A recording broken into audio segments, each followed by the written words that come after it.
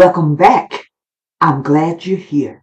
Let's heal together. Great for rising. You know, so many times we talk about slaying dragons. We're going to slay this dragon because of her, blah, blah, blah. Because of him, nah, nah, nah. But we never think about looking within, turning a mirror on ourselves. Listen to this. This is Dr. Rebecca Dupas. And she talks about how to slay a dragon.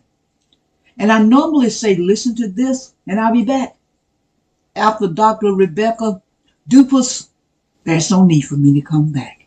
I'm glad you're here. Let's heal together. She said, oh, how long you been doing poetry? I said, many years, more than 20. But when I caught her expression, my smile started to fade. She said, more than 2 decades and you still performing around the way? I at least thought you'd been on Broadway or a national stage. My nostrils fled. I shifted in my seat. I adjusted my glasses. I said, what you say to me? She said, I'm just saying, more than 20 years should probably bring you fame. I said, well, the fact that I'm still in demand leaves me amazed. I'm grateful. I looked at sis again. There was no scales, no sharp talons, but it was a little smoke on her tongue. She was hateful. She said, how old are you? I took a long look around the room. I was hinting at sis to go on and move.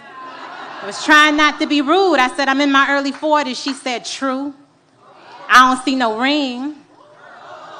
I said, no, baby girl, not yet. She said, oh, so you ain't meet nobody who wanted to take you off the market? I said, well, of the few men that I dated, there was one I thought I would be with for life, but it didn't work out that way. She said, another independent woman who can't find her Mr. Right.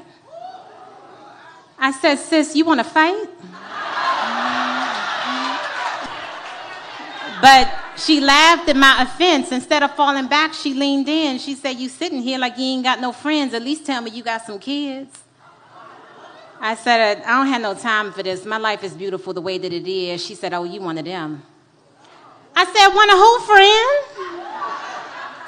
She said, you the type to meet a grim reality with toxic positivity. You sitting there like you never wanted to be mommy or wifey. I said, you're talking to a woman who has radical acceptance for whatever God has for me. I said, honestly, I'm at peace. And I remembered I didn't even have to be in this woman's vicinity. I started to gather my things up quickly. I said, for the record, I didn't enjoy your company. But since you forced yourself upon me, the least you can do is tell me your name. Sis gonna say same. I said, same as what, girl? Stop playing. She said, same as the woman that I'm talking to, boo. She said, sis, I'm you. I'm the dark corners of your brain. I give voice to what your subconscious be saying. She said, you met a lot of hurt people who wanted you to feel the same.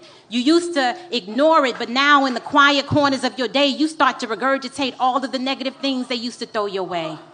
She said, look around, sis, I'm not even here. But I'm glad that you can hear your inner thoughts really are that rude. You need to get to therapy and get them people's opinions up off of you. Because I know your life is beautiful, but the question is, do you? She said, right now you sounding like your own biggest hater.